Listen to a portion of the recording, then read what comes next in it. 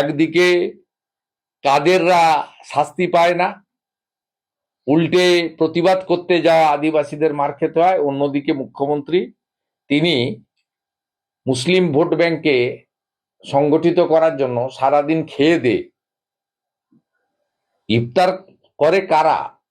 যারা সারাদিন উপোস থাকে, সূর্য ওঠার আগে যারা সাইরি না কি খাওয়ার বলে, মানে সেই খাওয়ার খেয়ে যারা উপবাস ব্রত পালন করেন, তাদের উপবাস ব্রতটা ভাঙতে হয় ইফতারের সময়।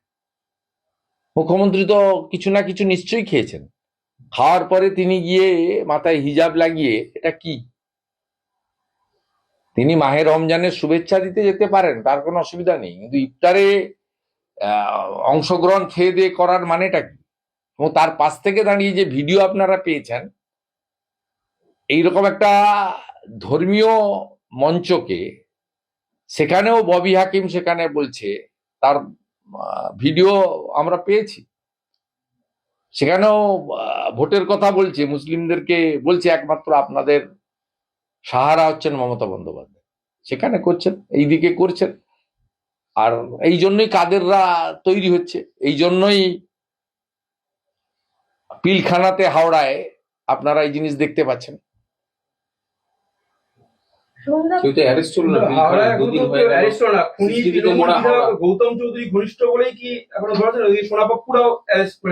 না, ধরবে না, ভোট করতে হবে না। এপ্রিল মাসে নির্বাচন হবে, যে কোনো সময় ইলেকশন কমিশন বলবে কবে হবে। স্বাভাবিকভাবে এরা ভোট করে। সোনাপাপ্পু, কসবা, রাসবিহারী একটা বড় অংশের ভোট লুটের দায়িত্বে থাকে। ওখানকার যিনি খুন করেছেন তিনিও ওখানে গৌতম চৌধুরীকে জেতান, এলাকা ভাগ করে নিয়ে যেতেন। যেখানে রামনবমীর মিছিলে ঢিল পড়ে সেই এলাকায় এইসব জিনিস ঘটেছে। এই যে দেখালো যে এই সক্রিয়তা তখন কোথায় যায়, যখন রাজ্যে জঙ্গি ধরা পড়ে, যে বাইরের রাজ্য থেকে পুলিশ এসে, এই সরকারটাই তো জঙ্গি সরকার। একটা অ্যাড করি যে আজকে ববি হাকিম বলেছেন যে এই যে জঙ্গি ধরেছে এটা কলকাতার পুলিশ ধরেছে, দিয়ে দিল্লি পুলিশের হাতে হ্যান্ডওভার করে দিয়েছে। ববি হাকিম আজকে বলেছে জঙ্গি ধরা প্রসঙ্গে যে কলকাতার পুলিশ ধরেছে, বাংলার পুলিশই ধরেছে, দিল্লি পুলিশের হাতে। সম্পূর্ণ মিথ্যা কথা। এটা আজকে নয়, ওই 7 শেখকে আসাম এসটিএফ ধরার পরে, জাভেদ মুন্সিকে কাশ্মীর এসটিএফ ধরার পরে, আপনার এনআইএ লালটু শেখ, আব্দুল মান্নানকে সোনারপুর থেকে ধরার পরে, এখানেও ইনপুটটা দিল্লি পুলিশের। বাইরের রাজ্য থেকে কোনো পুলিশ এলে লোকাল পুলিশ স্টেশনকে, লোকাল পুলিশকে জানায়, তারা সহযোগিতা করেন। অনেক সময় সহযোগিতা না করে উল্টে জানিয়েও দেন।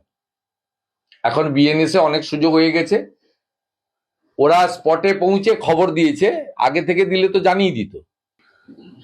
ববি হাকিম আর একটা বিষয় বলছেন আজকে যে বাংলাকে বদনাম করতে বোমাতঙ্ক বিভিন্ন জায়গায় চলে যায়। আরেক জায়গায় আদালতে আজকে বিভিন্ন পোস্ট অফিস, বিভিন্ন আদালতে দেখা যাচ্ছিল বোমাতঙ্ক, যদিও সেখানে পরে বোম পাওয়া যায়নি। ওটা তৃণমূল করেছে জাজদের ভয় দেখানোর জন্য।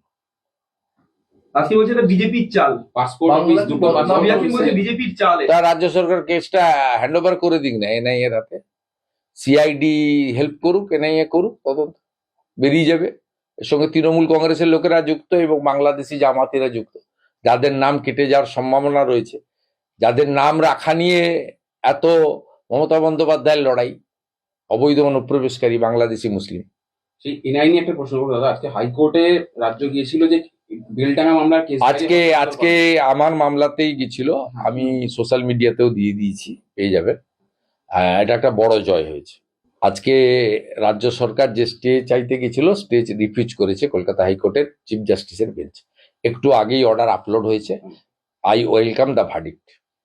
এই এসআইআর প্রক্রিয়া চলাকালীন যে সমস্ত যাদের মৃত্যু হয়েছে তাদের পরিবারকে একজন পিছু হোমগার্ডের চাকরি দেওয়া হবে, নবান্ন থেকে আজকে ক্যাবিনেটে সিদ্ধান্ত হয়েছে। অথচ আনন্দপুরের ঘটনার পর থেকে সে নিয়ে কোনো রকম নড়াচড়া। আনন্দপুরের ঘটনাতে ওই মোমোর যে মালিক আর ডেকোরেটরের যে মালিক, তাদের কাছ থেকে টাকা নিয়ে চেক দিয়েছে তৃণমূলের নেতারা আর পুলিশ গিয়ে, অভিযুক্ত চেক দিয়েছে। এর থেকে নির্লজ্জ ঘটনার কোথায় পাবেন আপনি?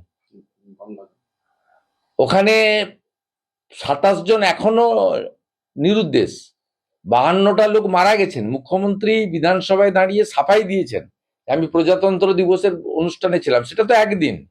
তারপরে উনি দিল্লি সুপ্রিম কোর্ট কত জায়গায় ঘুরে চলে এলেন, একবারও যেতে পারেননি। কারণ মোমোর যিনি মালিক তিনি মুখ্যমন্ত্রীর অত্যন্ত আশীর্বাদ ধন্য। অতএব স্বাভাবিকভাবে ওখানে হয় না। আর ওখানে যারা মারা গেছেন বা নিখোঁজ আছেন তারা সকলে হিন্দু।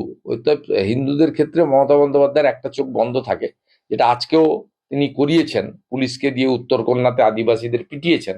আর এখানে মাথায় হিজাব লাগিয়ে কানটা বাইরে বের করে রেখে উনি বার্তা দিয়েছেন, আমি তোমাদেরই লোক। আমাদের ভিডিও ভালো লাগলে লাইক এবং শেয়ার করুন। কমেন্ট সেকশনে গিয়ে জানান আপনাদের মতামত। আরও ভিডিও পেতে আমাদের চ্যানেল সাবস্ক্রাইব করুন এবং প্রতি মুহূর্তে খবরের আপডেট পেতে প্রেস করুন বেল আইকন।